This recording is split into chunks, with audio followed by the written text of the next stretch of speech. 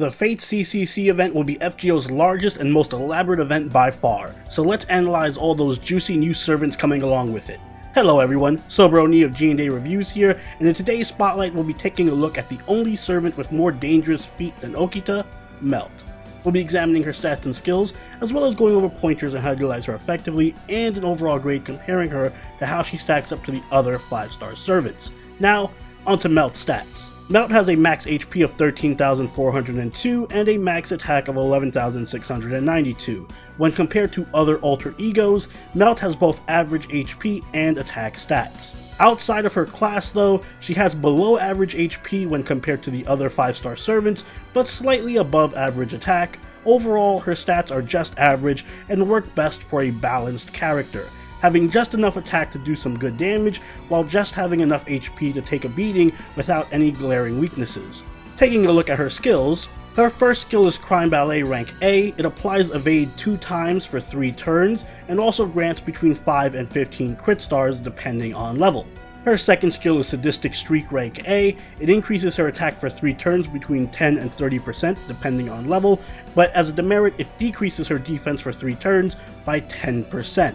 And finally, Melt's last skill is Melt Virus rank EX. It decreases the NP strength of all enemies for 1 turn between 20 and 50% depending on level, but as a demerit it also decreases the NP strength of all of her allies except herself for 1 turn by 50%, and it also increases her own NP strength after a turn has passed for 1 turn by 20%. This can be strengthened through a strengthening quest, which will increase the NP buff for Melt to between 20 and 30% depending on level, and will also make the buff last for 2 turns and activate immediately. Taking a look at Melt's passives, she has Magic Resistance rank B, which increases her debuff resist by 17.5%, Riding rank B, which increases her quick card effectiveness by 8%, Independent Action rank A, which increases her crit strength by 10%, and Core of the Goddess rank B, which applies damage plus 225 and increases her debuff resist by 22.5%. Moving on to her deck and Noble Phantasm,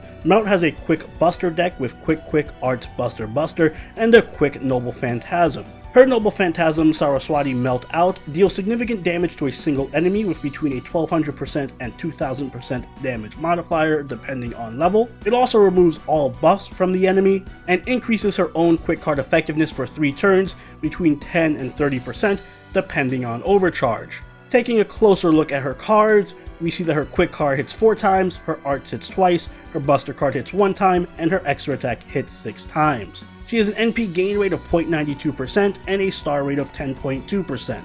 This equates to average NP gain because of the poor arts card, but great quick and extra cards, and likewise she does have above average star generating because of her quick leaning deck and high hit counts on her quick Noble Phantasm. As you may have noticed, Melt is a brand new class of servant in FGO, being introduced with CCC and Alter Ego. Alter Egos are a class of servant that are strong against riders, assassins, casters, and berserkers, but weak against archers, sabers, and lancers. There is a lot of nuance and controversy that Alter Egos bring as a class, but that's a topic for a whole nother video. For now, let's just judge Melt on her own merits as a servant. Melt has the benefit of a well-balanced stat spread, making her a lot easier to manage and much more flexible in her utility. Her skill set is incredibly unique and favors a very selfish type of playstyle.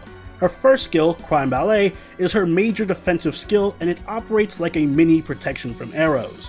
It grants her a guaranteed 2 dodges and lasts for 3 turns. It also provides a small burst of crit stars. There are a couple of noteworthy things about this skill. First, it has a very short cooldown, meaning Melt has a strong, hard defensive skill available to her with high uptime. And secondly, it slightly counteracts the demerit on her second skill, Sadistic Streak. Sadistic Streak is another short cooldown, high uptime skill that provides Melt a decent attack steroid. It's very strong for both increasing your normal attack damage and your NP damage, so you can rely on it very often. On the downside, it does stick Melt with a defensive debuff, but thankfully this can be mitigated by your evade skill. Melt's final skill is a high utility buff and debuff.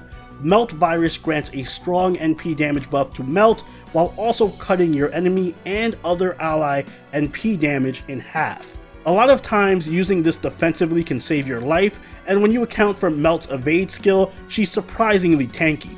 Of course, on the downside, it also debuffs your allies, which is what makes Melt a very selfish attacker. On top of all of that, prior to Melt's strengthening quest, the buff on this skill is delayed, exactly the same way Ishtar's Mana Burst is. So if you want to use this skill to buff your Noble Phantasm, you actually need to activate it the turn before you Noble Phantasm. Thankfully, post-strengthening quest, the delay is removed, the NP buff is increased, and it lasts for 2 turns instead of 1, allowing for much more massive burst damage from Melt. There is a lot to this final skill, and timing it will take a lot of practice, but it is easily the strongest tool in Melt's kit. Speaking of which, skill priority for Melt should be Sadistic Streak first for that high uptime buff, followed by Crime Ballet to counteract the demerit, and then Melt Virus last. Melt's NP is also high utility. Not only does it do good single target damage, but it also removes all enemy buffs and it increases your quick card effectiveness after it deals damage. Removing enemy buffs also occurs after damage, unfortunately, so you won't be able to hit through evade or invincibility, but it does remove guts, and overall it provides tremendous utility for challenge quests and late game story.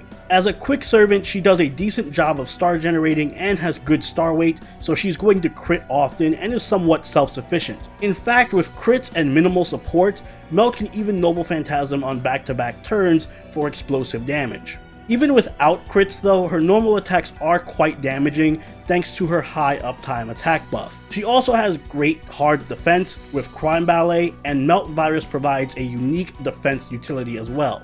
Melt is strong for everyday content, but where she really shines is in challenge quests and boss fights. This is because her evade and star generating give her high solo potential, she can NP spam with minimal setup, she has high passive debuff resist from Core of the Goddess, she has buff removal on her Noble Phantasm, and she has a huge debuff on Melt Virus, which can get around enemy servants who have Invincibility Pierce.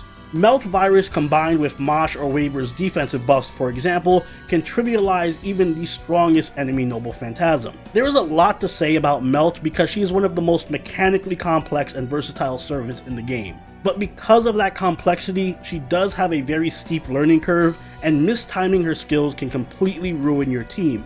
Likewise, her selfish solo nature and heavy demerits on her skills, Melt Virus in particular, make her difficult to use alongside other offensive servants. She needs to be used alone or heavily supported most of the time. Finally, I should mention that as an alter ego, her class advantage modifier is only 50% bonus damage instead of 100%. So without her buffs, her damage can be lacking even against enemies that she has class advantage over.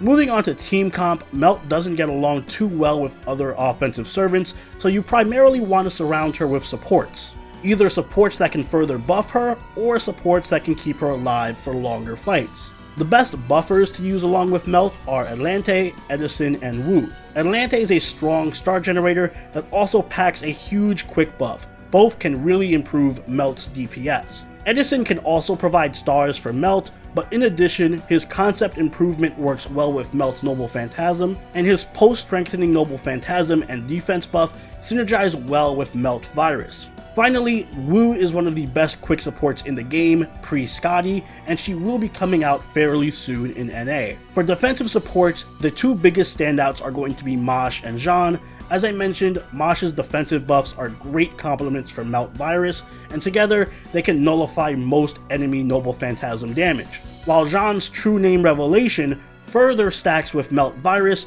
and of course Jean also gives Melt access to invincibility, healing, a stun, and even more crit stars. Melt's Bondcraft Essence is Radiant One. It increases her quick card effectiveness by 20% and her crit strength by 30%, but it does lower all allied crit damage by 10%. This further reinforces Melt's selfish nature, but it is a phenomenal Bondcraft Essence that I highly recommend using.